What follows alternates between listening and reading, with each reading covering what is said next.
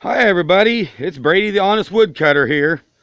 Well, today first I want to show you these parts that I bought to fix the truck with, and then we're gonna have a little chat session.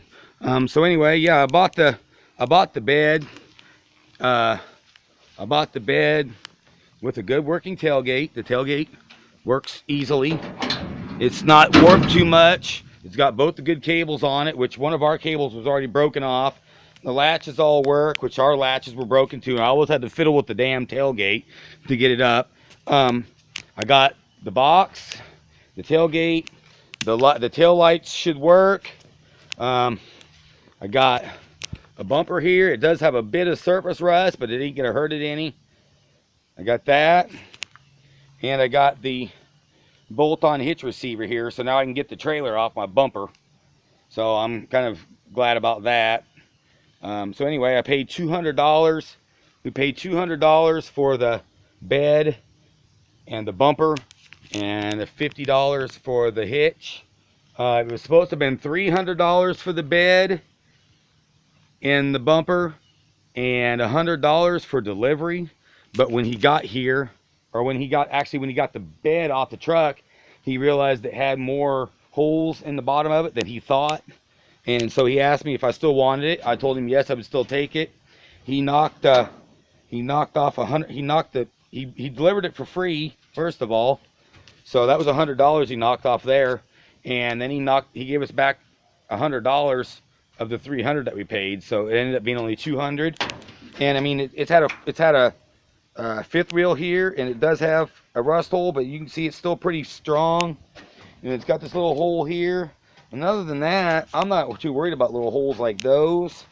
And these ones where the bolts are, I'm going to have to get some extra oversized washers for it. But other than that, this bed is in pretty decent shape for what I got in it, I think. And I do plan to cut a piece. I want to cut the bed out, the whole middle section, clear back to here, where it starts to bend upwards, right past this line of bolts here. I want to cut it off and use that as a patch. We're probably gonna bolt it down, bolt the two pieces of bed together. If anybody has any better suggestions before I do this job, that would be great.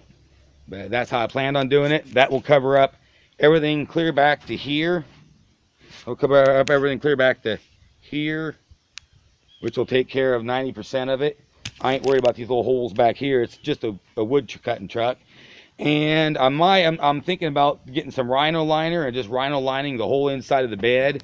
And I ain't even worried about doing a professional job of it. I just mostly want to do it to seal it, keep it from rusting. So anyway, I don't think that's too bad a deal. And anyway, I want to find somewhere to set my camera up here, because I wanted to talk to you guys about why I got into selling firewood again.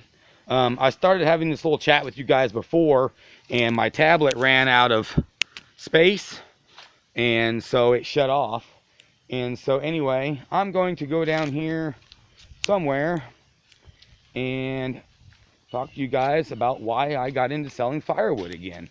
I don't have my tripod with me again. My friend Jerry went home after making the video this morning, but I think I can set my tablet on this crate full of bottles here.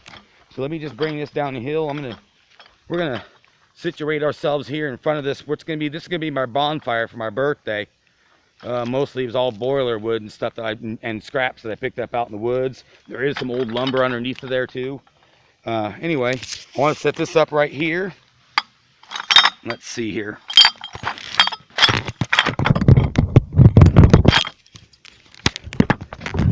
See if I can get this to set up.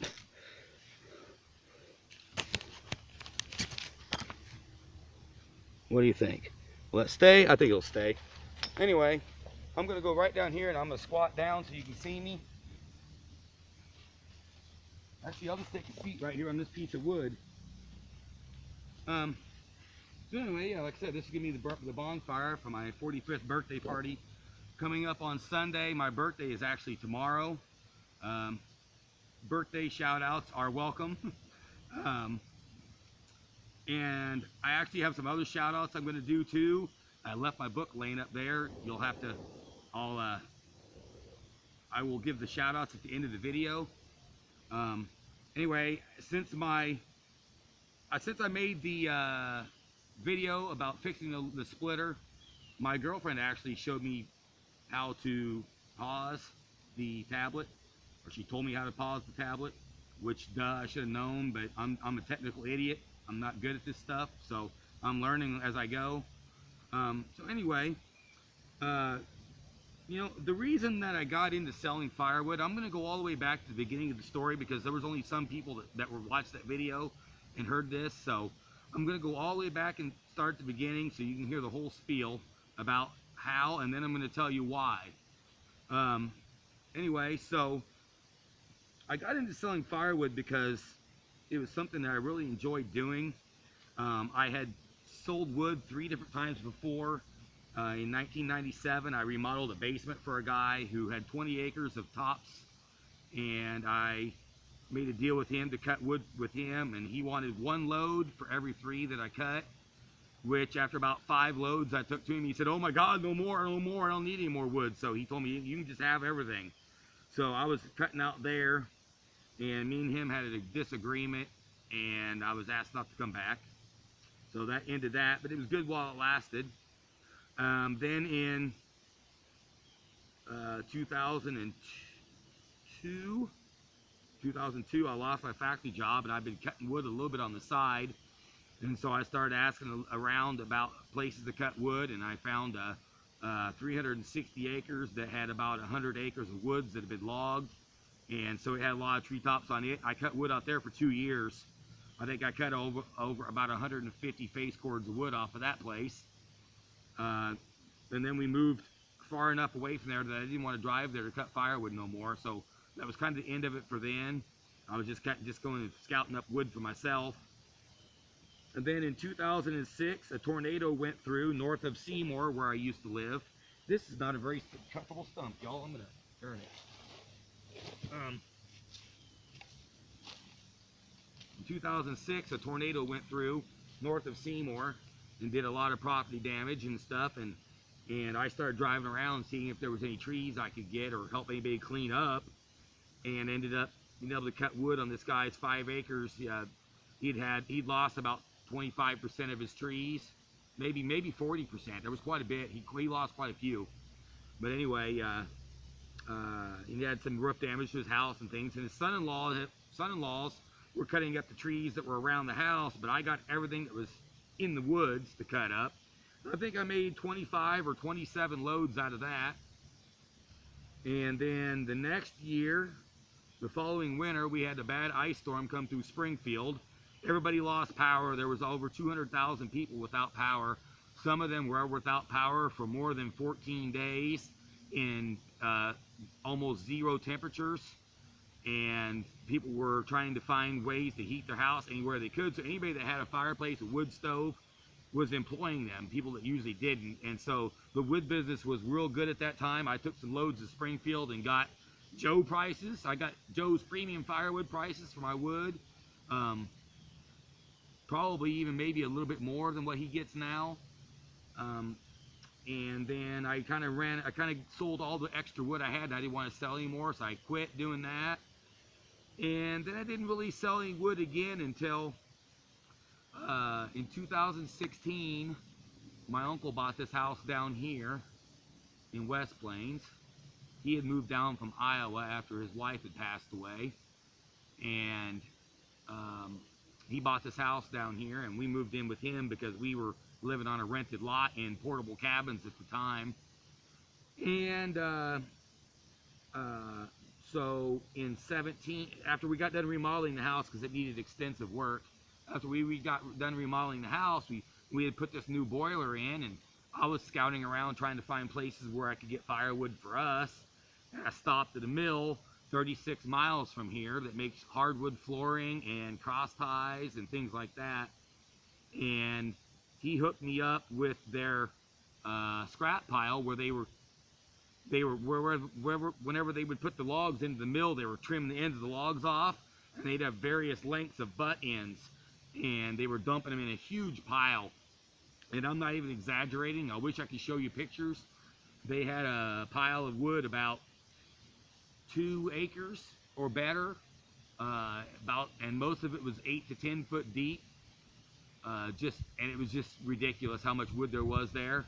And so I thought, well, crap, there's enough wood here, I can sell some too. And so that kind of got me into selling wood again. And I made a lot of loads, or a lot of trips, I mean, to the sawmill, getting loads of wood out of there. And they would just let you cut the wood to the length that you wanted. So anything I didn't want, I just left there. And then like once a month, I'd go up there and haul home a load of the short butts and bring home for us to burn in our furnace. And I think I sold maybe $2,500 worth of wood that year. It was enough that I was able to buy my plane ticket and get back to the Philippines again. And then the last year, I decided, I went up there about 5 or 6 times, and I thought, man, this is getting to be ridiculous. It was costing me $30. I was paying my uncle $30 a trip to go up there with the truck and my trailer and bring home a load of blocks which consisted of about a cord each time. And it was costing me $30 to go get the blocks. And I thought, well, this is $30 I wouldn't have to be spending if I could find some wood locally. So I put some ads in the marketplace and stuff, and somebody responded, and I ended up with 10 acres of woods to cut wood on last year. And it was mostly green wood. I didn't have a lot of dry wood, but I did have a couple other sources I could go to for dry wood. And so that got me through last year. And then when I started cutting firewood again this year in June, actually the end of last season, it was February. It was February, yeah. It was when I was done cutting wood for the year, and I'll tell you why I quit early for here in a minute. Anyway, I don't want to get ahead of myself. So anyway, I